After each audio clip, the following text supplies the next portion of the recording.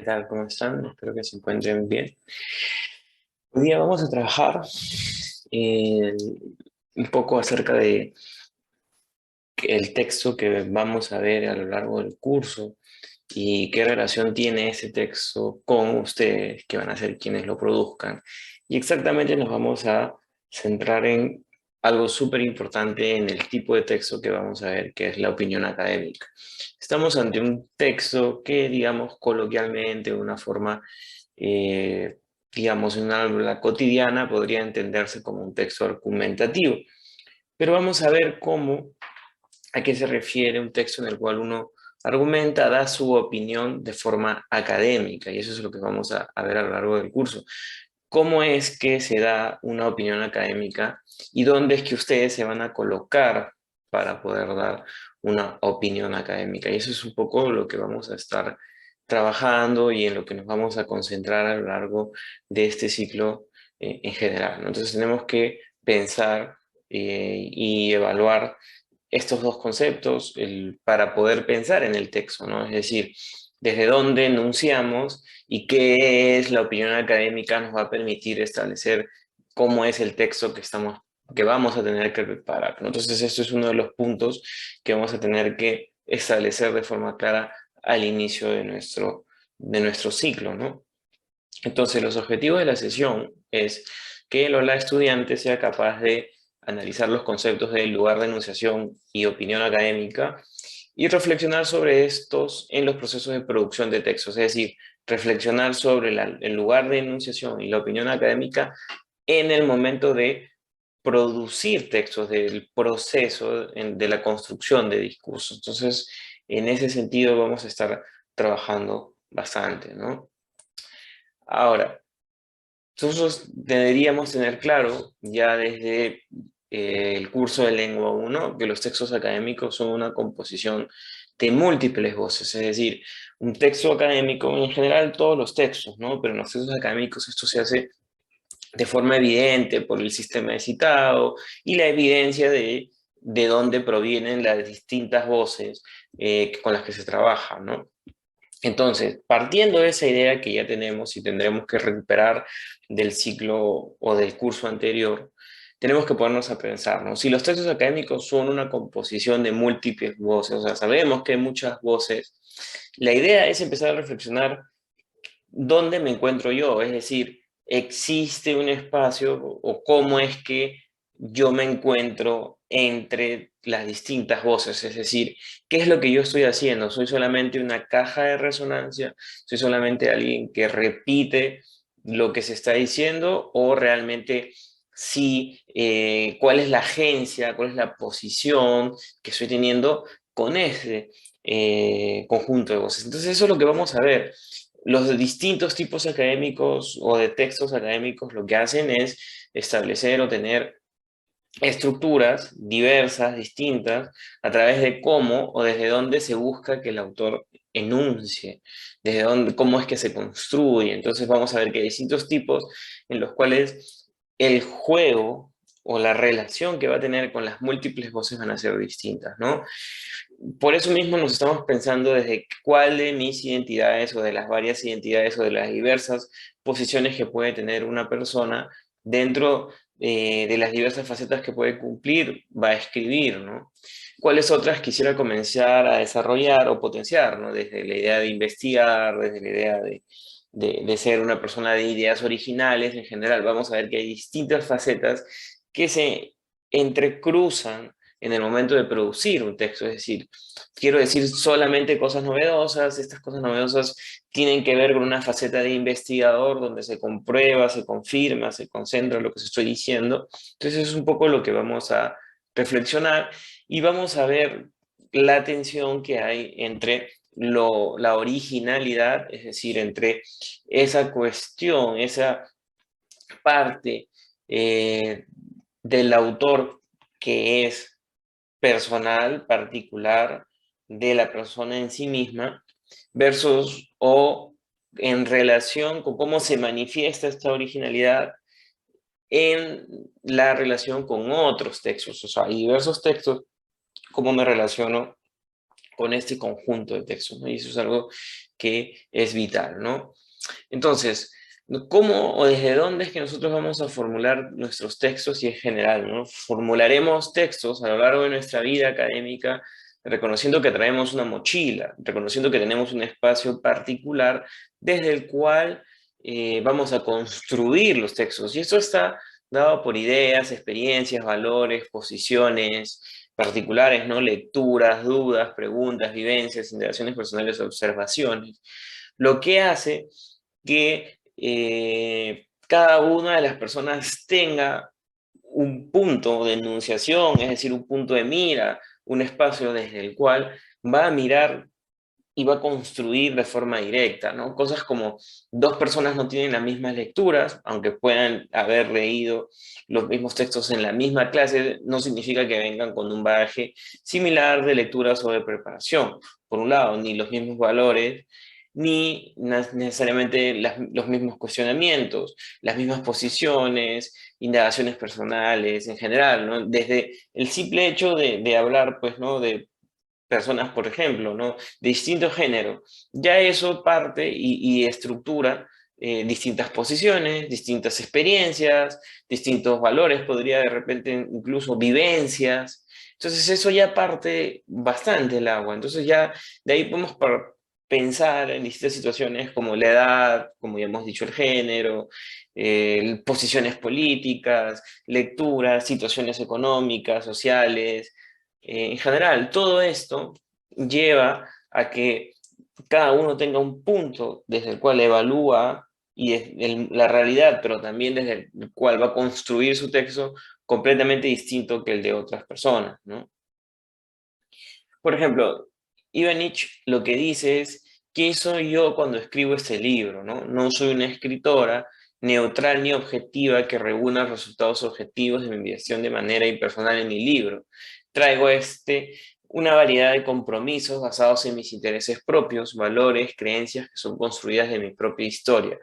Es decir, lo que Ivanich está diciendo es, no es un texto objetivo, no es que toda la humanidad va a pensar de la misma manera, es un texto neutral y todos tienen que estar de acuerdo.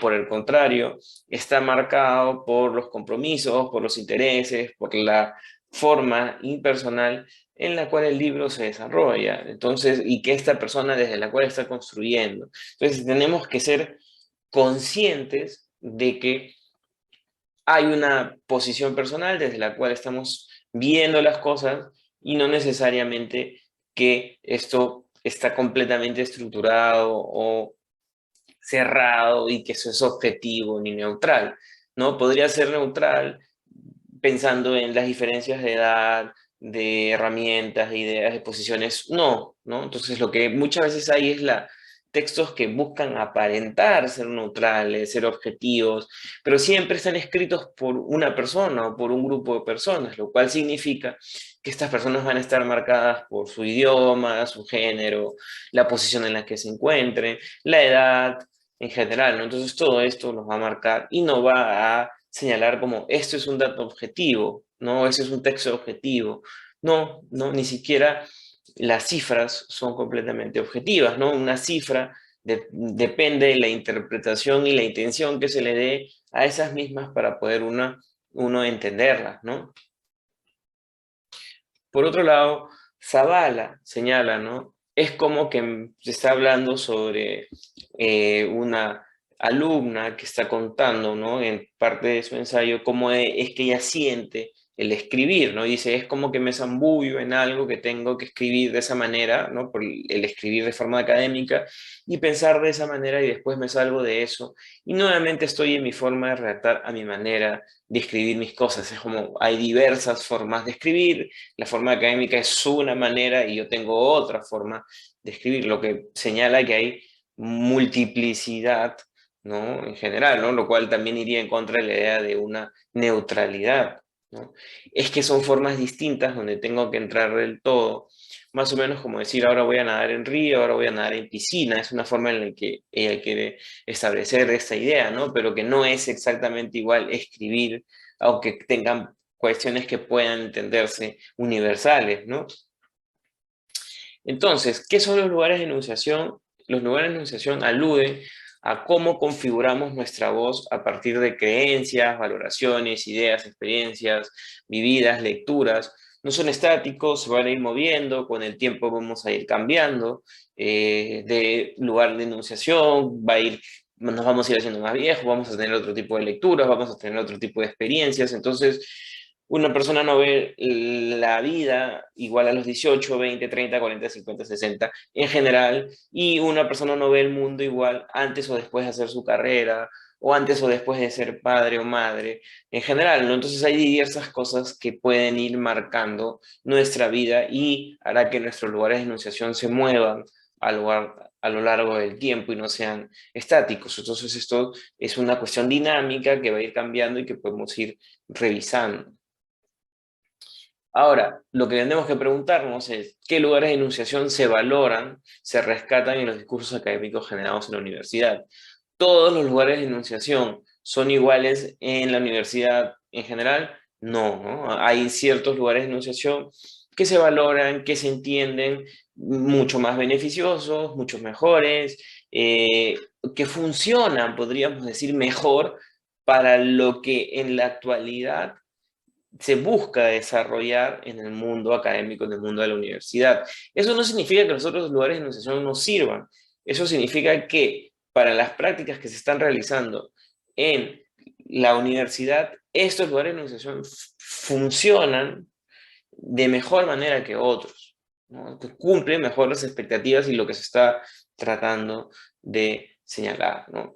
Entonces, por ejemplo, una de las cosas que vamos a ver es la opinión en el mundo académico, que ese es el tipo de texto que estamos viendo. Entonces, lo que se va a buscar es un texto en el cual ustedes opinen sobre un tema en controversia, un tema controvertido, ¿no? Un tema en el que haya alguna discusión en general, ¿no? Y cómo es que uno coloca esa opinión en el mundo académico, y va de distintos puntos, ¿no? Posicionamiento investigativo, es decir, primero me posiciono como una persona que ha investigado, ¿no? Entonces se explora y analiza la temática planteada desde distintas posiciones de voces expertas y no expertas. Entonces lo primero que yo tengo que hacer en la opinión del mundo académico es señalar que yo he investigado sobre el tema y que yo conozco en general diversas aristas y diversos puntos, tanto expertos o no expertos sobre el mismo.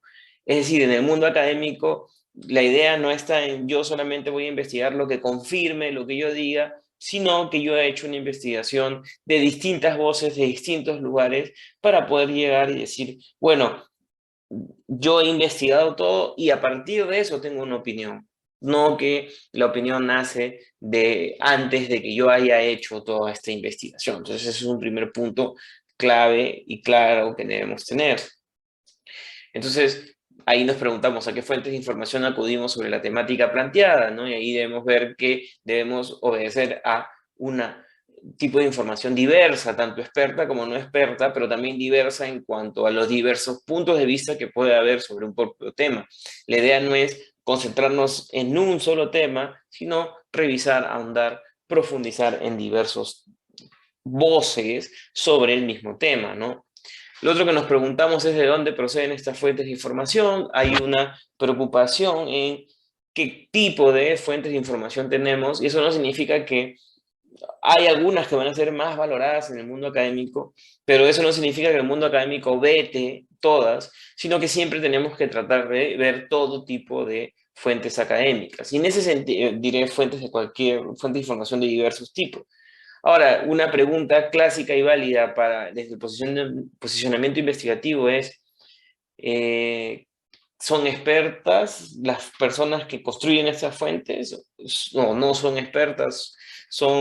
¿Qué relación tienen con el tema, ¿no? Entonces hay una valoración desde el posicionamiento investigativo sobre la diversidad de las fuentes. No es solamente reunirse con esas fuentes, sino tener una valoración, clasificarlas, organizarlas, entenderlas, ¿no? ¿Cómo me informo sobre la temática planteada, ¿no? ¿Qué puntos veo? ¿Desde dónde organizo? ¿Qué es lo que estoy viendo, ¿no? Ahora, lo segundo es un posicionamiento epistemológico. Entonces se cuenta con un marco de creencias académicas específico. En general, en el mundo académico, lo que estamos viendo es que hay estructuras desde las cuales uno suele tener la opinión que se va dando, ¿no? Entonces, ¿desde qué discursos de la academia conozco sobre el tema, sobre el debate de la temática? Y ahí va hacia que yo no veo el tema, probablemente es muy difícil verlo en distintos ámbitos sobre las distintas aristas desde las que se puede dar. Y lo que normalmente se hace es dar opiniones desde un ámbito específico del conocimiento que vamos construyendo en la universidad, ¿no? Por eso mismo la universidad está construida a través de espacios de conocimiento distintos, que estos van a ser, pues, ¿no?, las carreras o cómo es que éstas se vinculan. Y por eso también hay mucho énfasis en la vinculación y la colaboración entre carreras, porque lo que permite es una integración y una opinión mucho más amplia sobre lo que se está haciendo, ¿no? Y por eso la segunda pregunta dice, ¿desde qué perspectiva me acerco a la temática? Desde el derecho, psicología, desde la teoría tal. Entonces hay campos y subcampos académicos, es decir, epistemológicamente yo me voy a acercar a cómo concibo el conocimiento y cómo construyo mi opinión sobre distintos campos. Es decir, yo no podría opinar de igual forma, no va a opinar un abogado que un psicólogo, ¿no? Entonces vamos a ir, o un antropólogo. En general, todas estas miradas distintas pueden dar distintas formas. Entonces la mirada no solamente está entre expertos y no expertos, sino entre qué tipo de expertos y qué tipo de mirada epistemológica, es decir, cómo es que ellos conciben el mundo, es que vamos a ir viendo, ¿no? Entonces, ese es otro punto específico en el que tenemos que ver cómo es que vamos a construir nuestra opinión. Otro punto específico o que tenemos que ir viendo es posicionamiento evaluativo estructural. Es decir, se formula una mirada más profunda sobre el fenómeno comentar, una deconstrucción de las estructuras discursivas existentes. Es decir, no solamente es empaparme sobre el tema, sino dar una mirada a toda la estructura, ver, oye, cómo es que se construye de un lado, qué es lo que se está diciendo, de dónde viene la mayor cantidad de ideas, cuál es la idea que, digamos, se subsume o que tiene en general un grupo, cuál es la idea en general que tienen otros grandes grupos que están discutiendo sobre algo. Entonces, cuando yo emito una opinión, lo más probable es que yo haya en la posición, digamos, investigativa, me haya dado cuenta que hay una evaluación estructural, cómo está estructurado este campo o este ámbito en el que hay una discusión, ¿no?, en general. Entonces hay una deconstrucción de esas estructuras. No solamente estoy pensando en ideas sueltas, sino que las estoy construyendo. Por eso es un posicionamiento evaluativo estructural. No es solamente tener como un montón de ideas dispersas, sino que hay una evaluación de la estructura en la cual éstas se han ido dando, ¿no? Entonces, hay una mirada más allá de solamente aprender este dice tal cosa, sino en estructurarlas. Con preguntas con cuán profundo nos acercamos a examinar las temáticas, es decir, solamente pensamos en lo que dice cada uno o en qué subyace a eso, o cuánto deconstruimos los discursos, ¿no? Cuánto pensamos no solamente en las ideas, sino lo que está detrás de la idea, ¿no? Cuánto vamos más allá de la opinión cotidiana y cuán conscientes somos de que aquello no es visible en los discursos. O sea, cuánto pensamos en no lo que dice directamente un discurso, sino lo que está detrás del discurso, cuáles son las ideas que subyacen detrás. Eso es un poco más complicado, necesita una mayor profundización en la mirada, entender, para lo cual se necesita y va de la mano, por ejemplo, el posicionamiento evaluativo estructural con un posicionamiento investigativo, ¿no? Porque tengo que tener una visión bastante grande para también evaluar estructuralmente. Entonces hay cosas que los textos dicen directamente, pero hay ideas que subyacen detrás.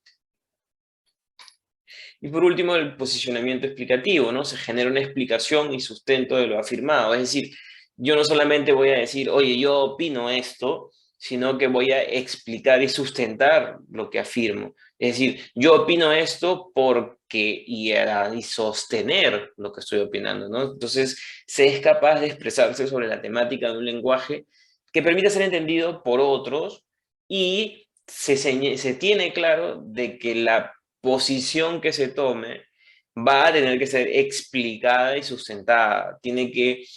No vuela en el aire o no se manifiesta solamente en la concepción de tengo la libertad de pensar lo que quiero. Sí, tienes la libertad de dar la opinión que quieras, pero en un mundo académico las opiniones que no se sustentan o no se explican no son valoradas.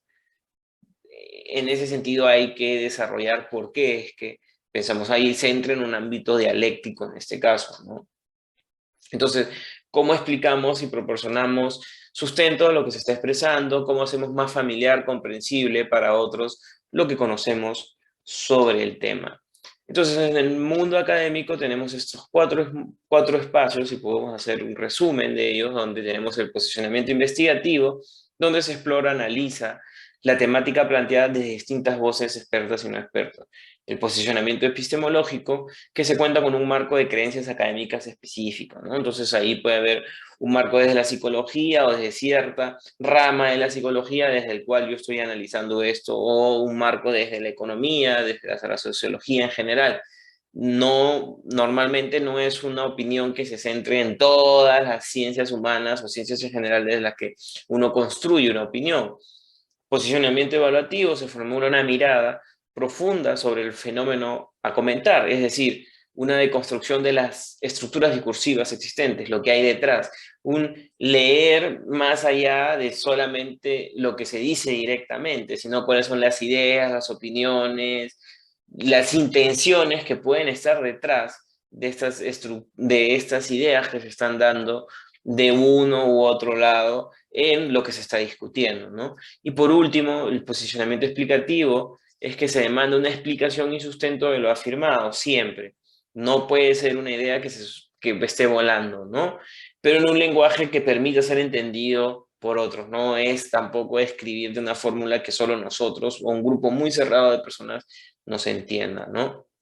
Entonces, a lo largo de nuestro camino de empoderarnos del discurso académico, digamos, ¿no? Con lengua uno empezamos esta idea de ir conociendo el lenguaje, el discurso académico, pero esto es un proceso, ¿no? Entonces no se va a ir dando de un día para el otro, ¿no?